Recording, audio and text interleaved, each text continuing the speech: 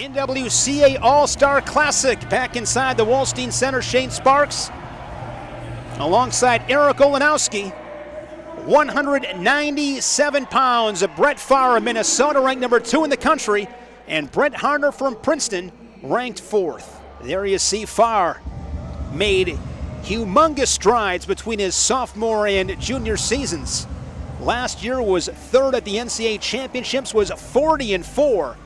And he can put some points on the board, Eric. 18 majors last season. That's the most by a Gopher in over 20 years. So, great scrambler, good on his feet, hammer on top. This guy's the total package.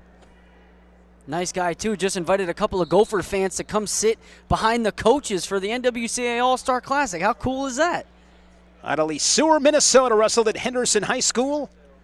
Almost 200 wins in his high school career. This is the first meeting between Pfarr and Harver, pair of seniors. Pfarr ranked number 2 in the country. Jaden Cox, of course, ranked number 1. Harner ranked 4th. 4-time placer, was a runner-up as a senior for Norristown, Pennsylvania. 36-6 was Harner a year ago. He was 8th, the first All-American for head coach Chris Ayers, and the program's first since Greg Parker did it. Back in 2003, Parker was 8th at 184. You look at Harner, 15 majors last season, had 2 pins at the NCAAs. Nice shot there from Harner. But this is where Pfarr is so tough as a scrambler. You remember that scramble last year, Eric? It was Pfarr, and I believe it was Connor Hartman. Was that the scuffle? I mean, they went on. It was like a 2 or 3 minute scramble. And Pfarr scores the takedown 2-0. That has got to be so frustrating when you are in good position to score and you can't finish. That's bad enough. But then they score on your attack. Frustrating. And you were mentioning Harner, the first All-American in years for Princeton. Talking with Joe Dubuque before the duel, he said Harner was the change of the program. He came here, he could have went anywhere in college, and he said you start to look at these kids and tell them, look what Brett did. We told Brett that, hey, you can be an All-American, and he believed in it. And now the kids are just flocking into Princeton. Great school, great education, and now a great wrestling program. I'm excited to see Kolodzik this year in that Princeton lineup.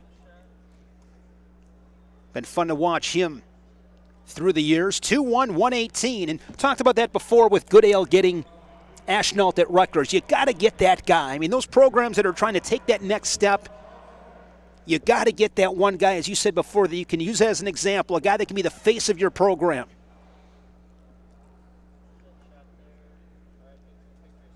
Harner, EIWA champion, the first since the aforementioned Greg Parker did it back in 2003.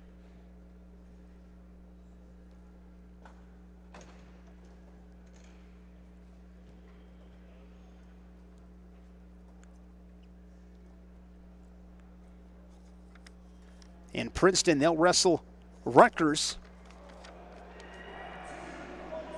And Harner with the takedown. I believe that match was looking before at the date. I believe that's in a couple of weeks. Battle at the birthplace.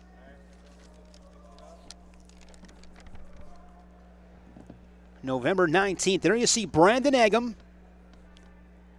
head coach of the Gophers, of course, taking over for Jay Robinson. Tough transition for the Gophers, but I will say this. If there's one guy that has the temperament and the leadership to deal with this transition, it is Brandon Eggum. That's one thing Minnesota does. You look at the coaching staff. They wrestled for Minnesota. Luke Becker, Dustin Schlater, Jason Ness heavily involved, Zach Sanders. I mean, they do things a certain way, and it's worked for them for a real long time.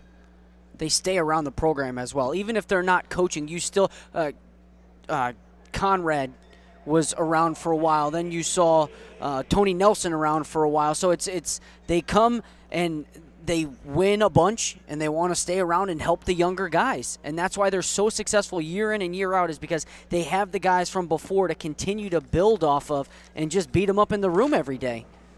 Pfarr leading it 4-3. This match here at 197 will have Midbury and Walls at 285. And then our feature match here tonight, the national champions collide, Gabe Dean of Cornell and Miles Martin, Ohio State. Talk about Joe Dubuque. Madman, remember watching him at Indiana?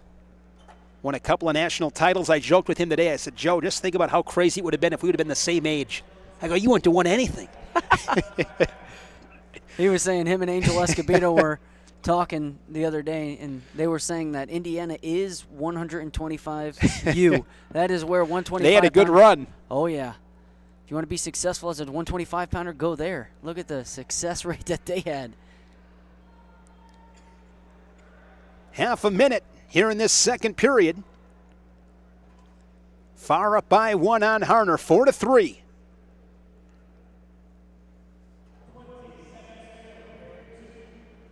Really, really good interview on trackwrestling.com with Brett Pfarr, done by Andy Hamilton. If you get a chance, check it out. I listened to it on the way here, driving from Wisconsin. Had an internship in Italy. Really good stuff. Andy did a great job. We're super excited to have him on board at Track Wrestling. And while you're touching on it, if you don't go to trackwrestling.com to see it, it is posted on our social media page, on Facebook at Track Wrestling, on Twitter at Track Wrestling, and on Instagram at Track Wrestling. So make sure you check it out anywhere on the website, Facebook, Twitter, or Instagram at Track Wrestling. Third period.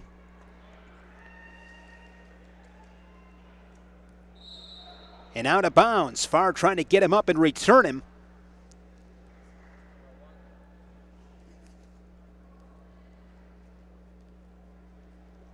Busy day on Track Wrestling today. Monster match out in Denver. Preseason Nationals at UNI. All-Star Classic here tonight. Nothing but wrestling, Eric. Heck of a lineup. Return there from Pfarr. Quickly popping right back up is Harner. Forward pressure and out of bounds. And we'll do it again. A restart with 140.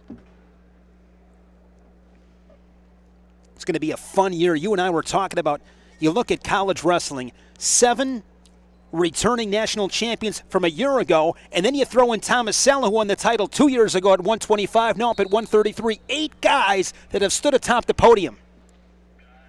184 is jacked. I mean, 184 is so stacked. And guys like Miles Martin going up, Bo Nickel, Gabe Dean already there. And how many of those national champions can you say are a lock? There are people around the country that can beat them. Just because they won it last year doesn't mean they're going to repeat. I'm going to give you a story from last year. Was talking to Eric Guerrero, assistant coach for Oklahoma State, and Dieringer was wrestling Isaac Jordan. I felt that when you look at Alex Dieringer, he had beaten Dylan Ness and Taylor Walsh from Minnesota and Indiana. And I had felt, with all due respect to Ness and Walsh, not good matchups for Dieringer. Dieringer is so position-based, it's going to be tough to beat him with funk or those big moves. Of course, Walsh had a phenomenal head throw. But I thought Jordan, as I said before, he can slow a match down, stays in good position, solid on his feet, he's a hammer on top. He was a tough matchup. And I made a comment about that to Eric Guerrero. And I'll never forget, he said to me, very serious, looked me in the eye, he said, when you toe that line, if you don't think that guy across the way is an extreme threat to you, then you're in some trouble. Official review going on here for the escape. It did look like Harner had the escape, but it was close to the out-of-bounds line, so they called him out of bounds. No escape was given. Referees come together. Matt Sorochinski, Kevin Linich. Kevin Linich, a big Cleveland Cavaliers fan, so from around the area, reviewing, so under official review as we speak. So expanding on my point, who's a lock? Nobody's a lock. There is no such thing, because every match is different circumstances. Look at Miles Martin last year. Loses to Bo Nickel 3 times, but then he beat him. I mean, every day. I mean, I talk to coaches all the time, and people ask me to make predictions. Going back to a Tom Brands quote, my favorite Tom Brands quote, I talk about it all the time. I don't make predictions. What do I know? People ask me, Shane, what do you think about? What do I know? First thing I'm going to ask a kid is, how's your girlfriend? How are your relationships? How was your weight cut? Are you healthy? Did you sleep well? Are you doing a good job with your academics where you maybe didn't have to, stay up this week because you procrastinated on some stuff? That's all the stuff that matters. So point being is every match, every day, different circumstances. It's about who's better that particular time. Well, I lost to him before. Well, that doesn't mean anything. I shouldn't say it doesn't mean anything, but it doesn't win you the match on that day. And referees come together, one for the escape for Harner, so we're tied. Riding time currently not a factor. Pfarr had riding time at 51 seconds. We're inside of a minute. Another close one here inside the Wallstein Center. And isn't that crazy, all the factors that go in? You have some sports that it's just you show up and you play the sport. Wrestling, so many other things go into it. Well, the other thing, too, is the physicality of this sport. I mean, you can be in great shape, having a great season. All of a sudden, you hurt a shoulder, you hurt a knee. That stuff happens frequently. Makes you appreciate how tough it is to win at this level. Shot here from Harner, head of the inside single leg. Look at that hip pressure. That's like counter offense from Pfarr. Trying to break the grip, I believe, and spin around behind. That's what he's able to do. And he gets it inside of 10 seconds, leads it 6-4, and Pfarr's going to get it done over Harner here at 197. Short time, 6-4 for the Gopher Pfarr.